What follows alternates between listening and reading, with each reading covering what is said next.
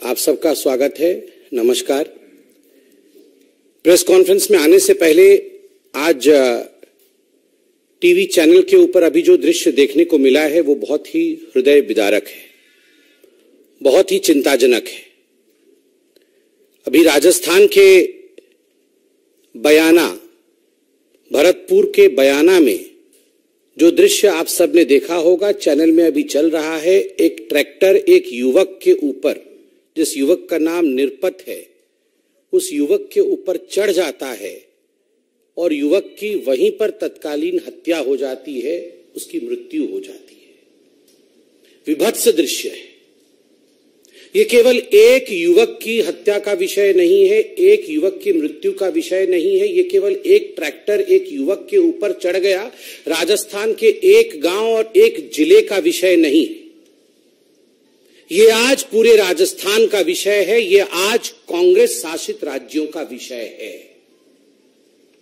बताया गया है कि प्रियंका वाड्रा राजस्थान आज पहुंच रही है। मैं आज भारतीय जनता पार्टी के प्रवक्ता के नाते और पार्टी के एक जिम्मेदार कार्यकर्ता के नाते आज प्रियंका वाड्रा जी से ये डिमांड करता हूं कि इससे पहले वो जनसभा को संबोधित करे।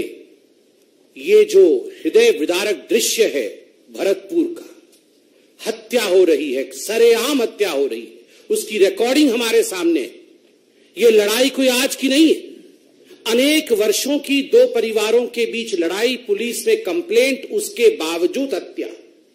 प्रियंका वाड्रा पहले उस गांव में जाए, पहले जाके उन पुलिसकर्मियों को, वहां के डीएम, वहां के एसपी और वहां के प्रशासन को सस्पेंड करके वो हिम्मत दिखाए कि वो केवल भाषण और स्लोगनिंग के लिए नहीं है, वो खड़ी हो सकती है।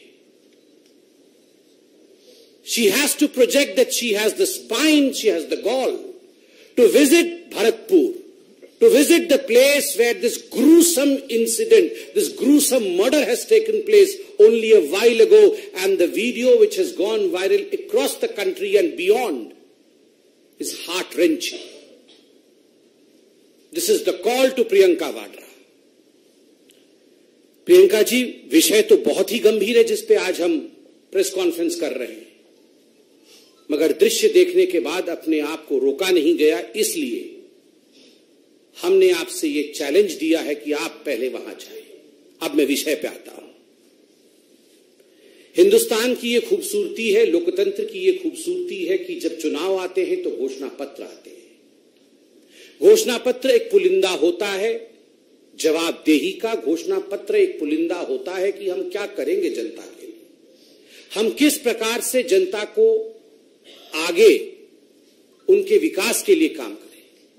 अगर घोषणा पत्र आप लागू नहीं करते, जिन राज्यों में आपने इससे पहले शासन किया, जिन राज्यों में इससे पहले आपने घोषणा की थी और वहां घोषणा पत्र लागू नहीं होता है, तो कभी आप खालिस्तान के समर्थन में खड़े हो जाते हैं, तो कभी हमास के समर्थन पे खड़े हो जाते हैं। आज अशोक गहलोत खालिस्तान के समर्थन में उन्होंने बयान दिया है। राहुल गांधी और कांग्रेस पार्टी आज हमास के समर्थक के रूप में पूरे हिंदुस्तान और पूरे विश्व में वो देखी जा रही है। आखिर हमास का समर्थन क्यों करना पड़ रहा है? आखिर खालिस्तान के समर्थन के पीछे अशोक गहलोत को क्यों जाना पड़ रहा है? एक ही शब्द है, तुष्टीकरण। अगर घोषणा पत्र लागू किया होता हिमाचल प्रदेश में, अगर घोषणा पत्र लागू किया होता कर्नाटक में, तो आज खालिस्तान शब्द का प्रयोग नहीं करना पड़ा होता, जिस खालिस्तान के कारण इंदिरा गांधी जी की हत्या हुई। अभी एक विदेशी राष्ट्र में एक टैब्लॉइड गया था, इंदिरा गांधी की हत्या को सेलिब्रेट करने की कोशिश की थी। भारत के सरकार ने खड़े होकर उसका विरोध किया था, और आज एक कांग्रेस के सिटिंग मुख्यमंत्री खालिस्तान के लिए बोल रहे हैं। इसलिए बोल रहे हैं क्योंकि घोषणा पत्र ना तो हिमाचल प्रदेश में लागू हुआ और ना ही कर्नाटक में लागू हुआ। मैं लेकर आया हूं घोषणा पत्र।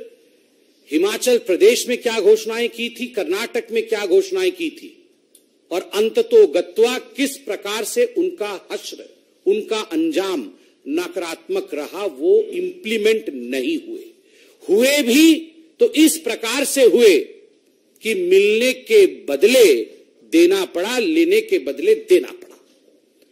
आप देखिए, जहां तक हिमाचल प्रदेश का सवाल है, जो सबसे बड़ी घोषणा की गई थी राहुल गांधी जी द्वारा और प्रियंका वाड्रा जी द्वारा, वो क्या थी? युवाओं को लेकर थी कि हम सत्ता में आएंगे हिमाचल प्रदेश में, पहली कैबिनेट की बैठक में 5 लाख युवकों को रोजगार दी जाएगी। 5 लाख युवकों को, 1 लाख नहीं, 2 लाख नहीं, 20,000 नहीं, 25,000 नहीं, एक साथ 5 लाख युवकों को नौकरी दे दी जाएगी। और वो भी कोई 10-12 कैबिनेट में नहीं, पहली कैबिनेट में इसकी घोषणा होगी। कुछ नहीं हुआ। कई कैबिनेट की बैठक हो गई, लगभग 11 महीने की सरकार हो गई है, कुछ नहीं हुआ। आज का टैगलाइन है, कुछ नहीं हुआ। दूसरी बड़ी घोषणा क्या थी प्रियंका वाड्रा जी द्वारा? प्रियंका जी, आप तो आज पहले हमारा चैलेंज भरतपुर वाला एक्सेप्ट करिए और ये दूसरा चैलेंज मैं आपके सामने रख रहा हूं। आपने हिमाचल प्रदेश में सीना ठोक के कहा था, आपने सर उठाकर कहा था हिमाचल प्रदेश में कि हम 22 लाख महिलाओं को 1,500 रुपए मुआवजा देंगे। 1,500 रुपए प्रति माह मुआवजा 22 लाख महिलाओं को। लाख तो ऐसे बोलते हैं जैसे पता नहीं। 5 लाख युवक, 22 लाख महिलाएं, कुछ नहीं हुआ। क्या हुआ? 1150 रुपए और 1350 रुपए जो हिमाचल प्रदेश में जयराम ठाकुर जी की सरकार, भारतीय जनता पार्टी की सरकार जो मुआवजा महिलाओं को दे रही थी, जो पेंशन दे रही थी, उसे बढ़ा करके 1,500 कर दिया। 1350 तो हम ही दे रहे थे। आपने कहा था अतिरिक्त 22 लाख महिलाओं को आप देंगे 1,500 रुपए। क्या हो गया? भुगतान क्यों नहीं हुआ? कुछ नहीं हुआ। 300 यूनिट बिजली फ्री देंगे, 300 यूनिट बिजली फ्री देंगे, कुछ नहीं हुआ। उल्टा 125 यूनिट जो फ्री जयराम ठाकुर जी की सरकार, भारतीय जनता पार्टी की सरकार हिमाचल प्रदेश में दे रही थी, उसे भी कैंसिल कर दिया गया। 300 यूनिट बिजली फ्री देंगे, कुछ नहीं हुआ। युवाओं के लिए 680 करोड़ रुपए का स्टार्टअप फंड स्टार्ट करेंगे, पहली कैबिनेट की बैठक में। और सब कुछ पहली कैबिनेट की बैठक में ही करने वाले थे। पहली कैबिनेट की बैठक में 680 करोड़ रुपए राहुल गांधी जी युवाओं को स्टार्टअप में देने वाले थे। अंजाम कुछ नहीं हुआ। और तो और प्रियंका वाड्रा और राहुल गांधी जी ने कहा था हिमाचल प्रदेश में जाकर के कि मोबाइल क्लिनिक से हर गांव में हम मुफ्त इलाज पहुंचाएंगे। हर गांव में मोबाइल क्लिनिक जाएगी। पहली कैबिनेट की बैठक में यह पारित हो जाएगी और गांव-गांव में जाके मोबाइल यूनिट काम करेगी। अंजाम कुछ नहीं हुआ। एक भी मोबाइल यूनिट, आप यहां मीडिया के सब वरिष्ठ लोग बैठे हैं, एक भी रिकॉर्डिंग करके लाके दिखा दीजिए कि कहीं मोबाइल यूनिट से वहां चिकित्सा चल रहा है। कुछ नहीं हुआ। पशुपालकों से हर दिन 10 लीटर दूध खरीदेंगे, 10 लीटर दूध खरीदेंगे। यह हिमाचल प्रदेश में कांग्रेस ने अपने घोषणा पत्र में कहा था। गूगल करके अभी निकालिए घोषणा पत्र। हम घोषणा पत्र लेके नहीं आए हैं। कांग्रेस के घोषणा पत्र को हम न छूते हैं न उस पर विश्वास करते हैं। आप जरा रिसर्च कर लीजिएगा, लिखा हुआ था पशुपालकों से 10 लीटर दूध खरीदा जाएगा प्रतिदिन। कुछ नहीं हुआ। मैं तो आज युवकों से कहूंगा, युवकों आज आप ट्विटर में ये हैशटैग चलाइए, कुछ नहीं हुआ। और उसके बाद 2 रुपए किलो गोबर भी खरीदा जाएगा। ये जो लोग गौवंश के खिलाफ थे, दबाव में आके इन्होंने कहा था दूध खरीदेंगे, गोबर खरीदेंगे, उसका भी स्टेटस कुछ नहीं हुआ। ये हिमाचल प्रदेश में स्टेटस है। और तो और हिमाचल प्रदेश में मुख्यमंत्री सक्कू जी, उप मुख्यमंत्री अग्निहोत्री जी और प्रियंका वाड्रा जी ने जाके कहा था कि 63,000 पद अभी खाली है, सरकारी पद। उसमें 37,000 नए पद जोड़ करके 1 लाख लोगों को नौकरी दी जाएगी, तत्कालीन दिया जाएगा। जैसे ही हम सरकार में आएंगे तत्क्षणात नौकरी दी जाएंगी। स्टेटस कुछ नहीं हुआ। कुल मिलाकर के ये सब कुछ नहीं हुआ कैटेगरी में। हिमाचल प्रदेश में कुछ नहीं हुआ। अब कर्नाटक में क्या हुआ है इसकी कहानी भी आप सुनिए। आप तो जानते ही हैं, एक ही व्यक्ति के घर से 120 करोड़ रुपए 102 करोड़ रुपए निकल रहा है। ट्रांसपोर्टर, कॉन्ट्रैक्टर, इंजीनियर, जिसको देखो आज कर्नाटक में वो हड़ताल में है। घोषणा पत्र में क्या कहा था? घोषणा पत्र में कहा था कि शक्ति स्कीम लागू होगी, जिसमें महिलाओं के लिए पब्लिक ट्रांसपोर्टेशन फ्री होगा। इंप्लीमेंट करने की कोशिश की गई, नतीजा क्या हुआ? Over crowding. जो लोग शांतिप्रिय तरीके से बस में महिलाएं जा पा रही थी वो आज जा नहीं पा रही। जो तनख्वाह मिलती थी बस ड्राइवर, कंडक्टर और उनके स्टाफ को, आज वो तनख्वाहें बंद पड़ी हैं, डिले हो रही है, तनख्वाहें नहीं जा रही हैं। कितना लॉस हो रहा है इसमें बड़े अच्छे से कर्नाटक की मैं अखबारों में देख रहा हूं। Estimated loss is around 1563 crore रुपए for the KSRTC, Karnataka state road transport corporation का लगभग 1600 करोड़ रुपए का नुकसान है। ठीक उसी प्रकार 770 करोड़ रुपए का BMTC का नुकसान है। 906 करोड़ रुपए का NWKRTC का नुकसान है और 810 करोड़ रुपए का KKRTC का नुकसान है। नुकसान ही नुकसान, इंप्लीमेंट नहीं हो पा रहा है। दूसरा, गृह ज्योति। हम बिल्कुल गृह ज्योति, हर घर में बिजली आ जाएगी, हर घर में मुफ्त बिजली देंगे गृह ज्योति। आज कर्नाटक में गृह अंधकार, ज्योति पहुंच नहीं रही है, बिजली पहुंच नहीं रही है और इस वादे के कारण आज अंधकार में कर्नाटक डूबा हुआ है।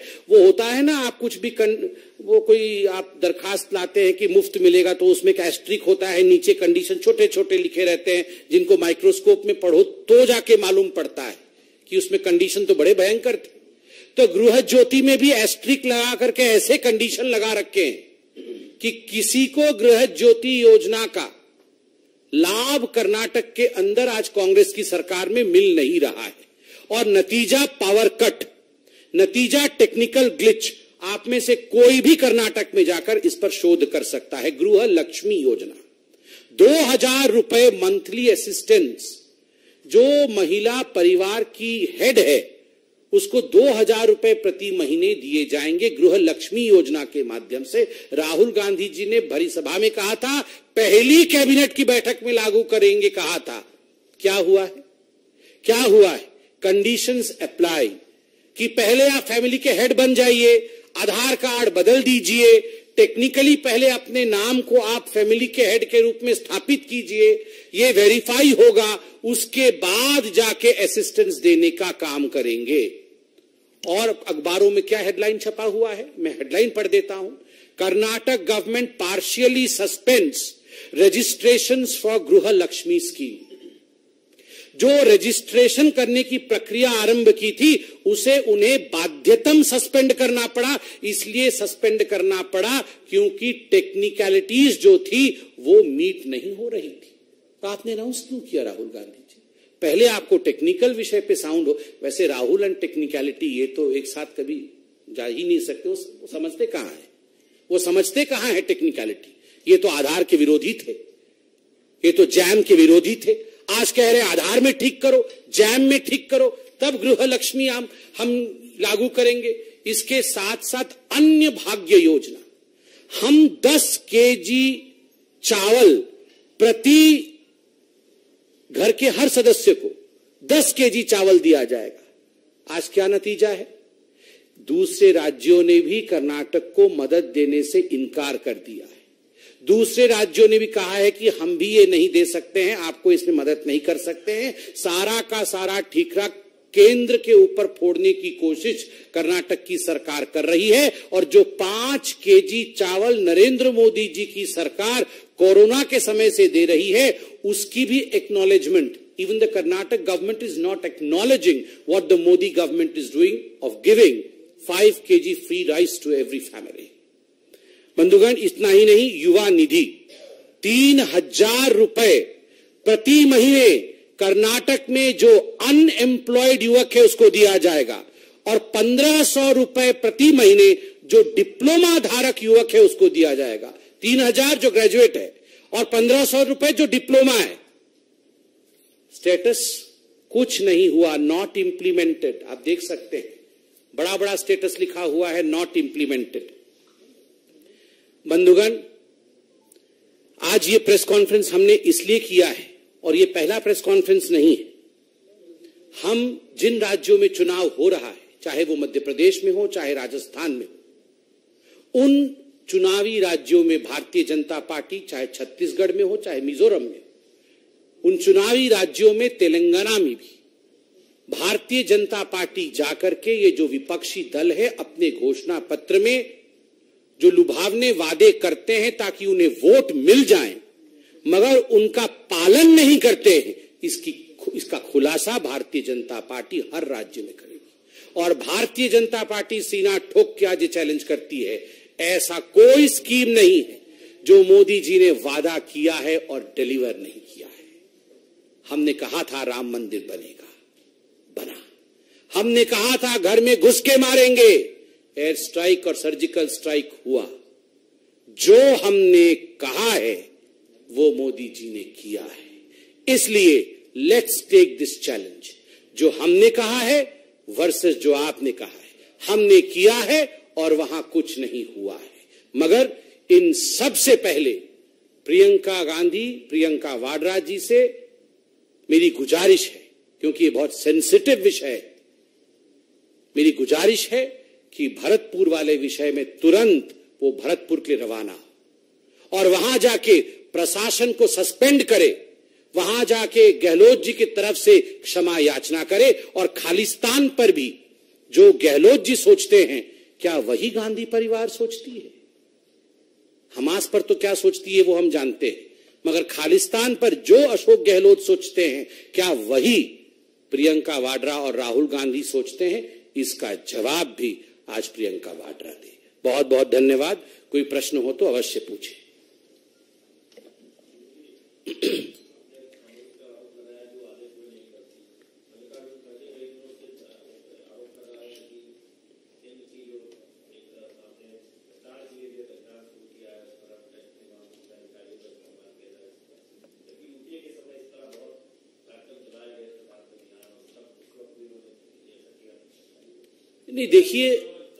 नहीं देखिए, ये जो डिपार्टमेंट्स हैं, चाहे ईडी हो चाहे सीबीआई हो, आपको क्या लगता है ये अपना काम नहीं करे? यही तो चल रहा था इस देश में इतने वर्षों तक। इस देश में क्या चल रहा था? खुलेआम चोरी लूट हो रही थी। कांग्रेस के लोग राज्यों को एटीएम की तरह इस्तेमाल करते थे, घरों में करोड़ों रुपए स्टैश करके रखते थे। आज क्या हो रहा है? आज ये पैसे कर्नाटक से उठा करके तेलंगाना भेज रहे हैं चुनाव के लिए। एटीएम के रूप में कर्नाटक का प्रयोग हो रहा है। और क्या ईडी और सीबीआई हाथ पे हाथ धर के बैठे रहे? जब हम डिबेट में जाते थे तो हमें याद है आप ही के चैनलों के एंकर हमें पूछते थे, when will this country change? कब ये देश बदलेगा? कब यहां पर पॉलिटिशियंस भी पकड़े जाएंगे? पकड़े जा रहे हैं, तो अब रोना धोना क्यों है? चोरी करेंगे तो पकड़े जाएंगे।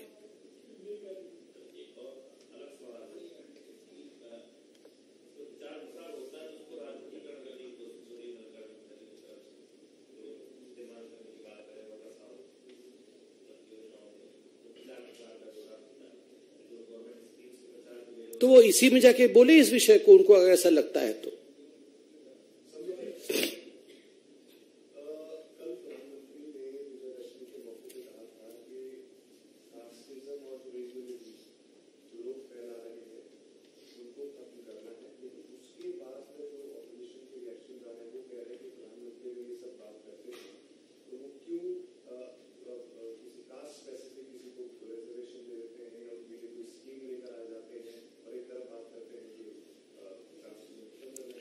देखिए, there is a difference between appeasement और किसी को एम्पावर करना।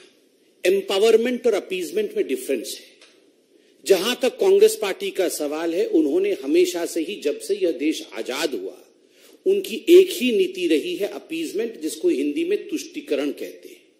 और जहां से भारतीय जनता पार्टी का शासन शुरू हुआ, चाहे वो अटल बिहारी वाजपेयी जी की सरकार रही हो 6 वर्ष की, या फिर 9.5 वर्ष की मोदी जी की सरकार रही हो, अपीजमेंट हमारे शब्दकोश में नहीं है, तुष्टीकरण हमारे शब्दकोश में नहीं, जाति के आधार पर नहीं, धर्म के आधार पर नहीं, किस रूप से एक गरीब को उसका हक मिले, उसका एम्पावरमेंट, जिसको हिंदी में सशक्तिकरण कहा जाता है, उसके सशक्तिकरण के लिए मोदी जी काम कर रहे हैं।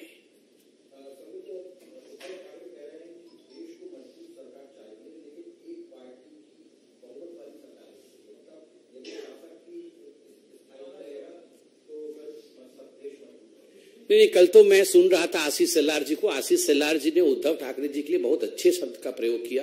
वो कांग्रेस हृदय सम्राट है। उनके पिताश्री हिंदू हृदय सम्राट होते थे, अब उद्धव जी कांग्रेस हृदय सम्राट है। तो स्वाभाविक है, ये सारे लोग तो चाहते ही खिचड़ी बने, सब मिल बांट के खाएं, खिचड़ी सरकार बने, परिवार की सरकार बने, यही वो चाहते हैं। मगर देश की जनता ऐसा होने नहीं देगी और कांग्रेस हृदय सम्राट को बहुत बड़ा ठेस पहुंचेगा।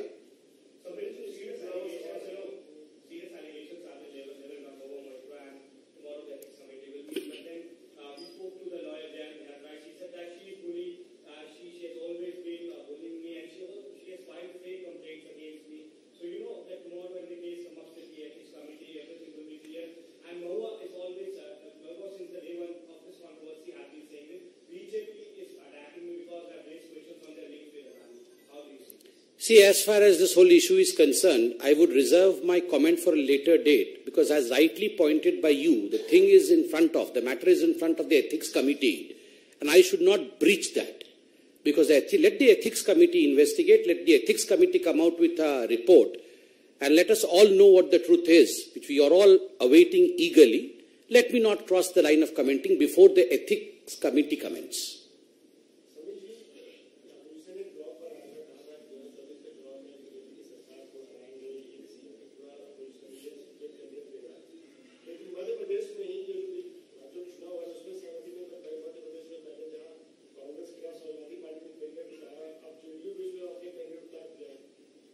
ऐसे ही होने वाला है।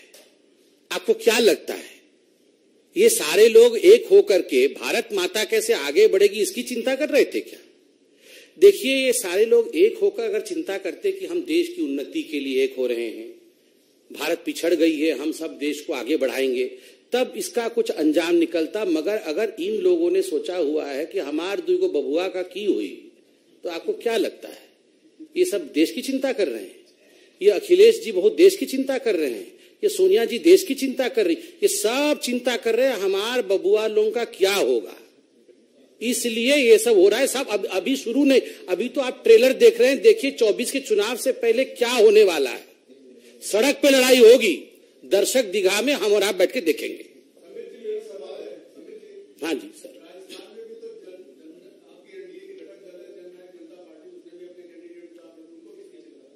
नहीं, हम सड़क पे लड़ रहे हैं क्या? हम किसी के खिलाफ कंप्लेंट कर रहे हैं क्या?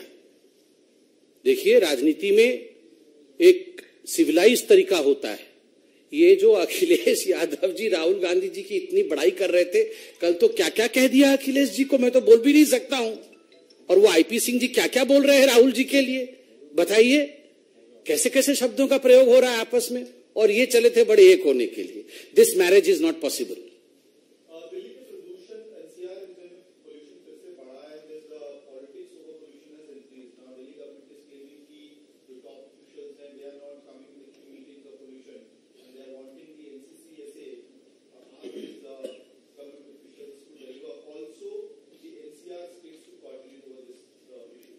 देखिए, ये अरविंद केजरीवाल जी से पूछिए, वो बोल रहे थे हमारी सरकार पंजाब में आ जाएगी, दिल्ली में आ जाएगी, तो हम सब कुछ एकदम दिल्ली स्वर्ग जैसे बन जाएगा। कुछ पेरिस या लंदन कुछ बोला तो था उन्होंने, ऐसे बन जाएगा दिल्ली, पॉल्यूशन भी कंट्रोल हो जाएगा, पराली जलेगी नहीं पंजाब में, सब कुछ हम कमाल कर देंगे। देखिए, ये अरविंद केजरीवाल जी एक ऐसे व्यक्ति हैं, आप आज पूछिए जो बाइडेन के ऊपर धर देंगे लेके कि सब कुछ उनके लिए हुआ, अमेरिका में हमारी सरकार आएगी तब जाके ये दिल्ली ठीक होगा। तो इस प्रश्न का कोई उत्तर नहीं है। ये अरविंद केजरीवाल जी को संभालना, उनके प्रश्नों का उत्तर कोई नहीं दे सकता है, क्योंकि वो घड़ी घड़ी रंग बदलते हैं।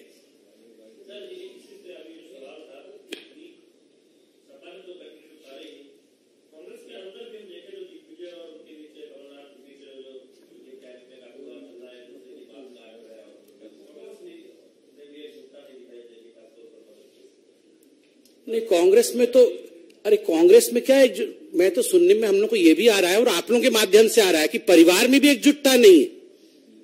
लोग तो ये भी बोल रहे हैं कि प्रियंका की राहुल, इसमें भी लड़ाई चल रही है। अब बताइए, आप ही बताइए, भविष्य कौन होना चाहिए? प्रियंका वाड्रा भविष्य होनी चाहिए या राहुल गांधी होना चाहिए?